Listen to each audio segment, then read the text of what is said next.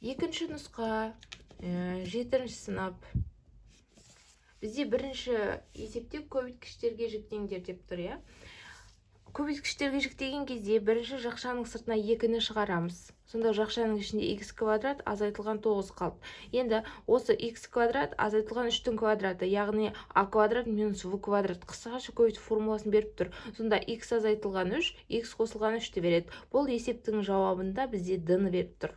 D жауабына тең деген сөз. Екінші есебіміз есеп теңдер дейді. Мына жерде бізде өрнек берілген. Бұл деген сөзіміз қысқаша көбейту формуласын қолдансақ бізде оңай шығады. Мына 38 дегеніміз 2 көбейтілген 19 береді. Формула бойынша бірінші өрнектің квадраты 2 еселенген бірінші өрнек пен екінші өрнектің көбейтіндісі қосылған екінші өрнектің квадраты деген ережеге сай келіп тұр. Сонда бізде a-ның орнына 79, v-ның орнына 19 тұр. a азайтылған v. 79-дан 19 азайтсақ бізде 60. 60-тың квадраты бізде 3600-ға тең болады. Ал үшінші есепте теңдеуді шешіңіз дейді. Бізде теңдеу берген. Бірінші мен қысқаша көбейту формуласын пайдаланып ашып аламын. Сонда 16x квадрат қосылған 8x қосылған 1 шығады. Ал екінші жақтан бізде a минус v, a плюс v-ның квадраттары болып тұр. Қысқаша көбейту формуласы бойынша.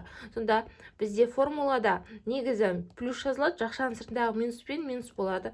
Формулада минус, жақшаның сыртындағы минуспен екеуі плюсты береді.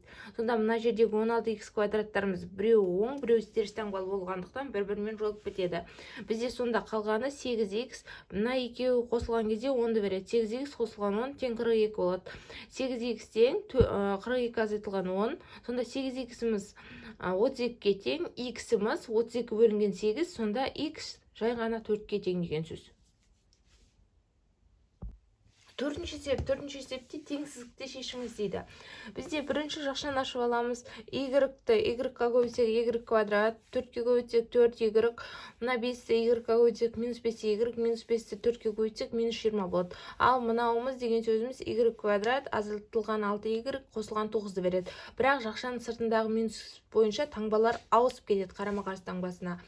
Енді y квадраттарымыз біреу оң, біреу теріс, бір-бірімен жойылып кетеді. Сонда мына жерден y шығады, минус y.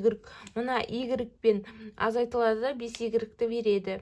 Мына минус 20 мен минус 9, минус 29-ды береді. Сонда бізде минус 29 теңдіктің екінші жағына қарама-қарсы таңбасымен өткіземіз. Сонда 1-ге 29 қоссақ 30. Y-ті табу үшін 35-ке бөлеміз. Сонда y-іміз бізде үлкен 6-дан деген сөз шығады. Келесі 5-ші есеп.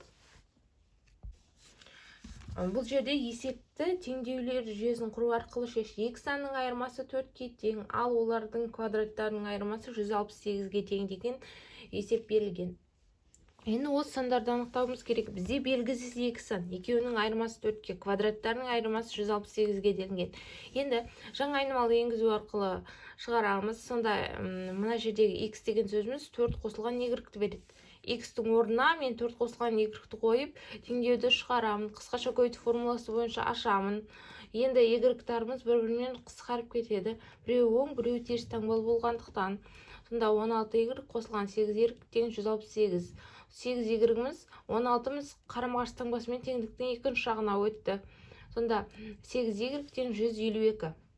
152-ні 8-ге бөлсек 19. Y-тің мәні 19-ға тең деген сөз.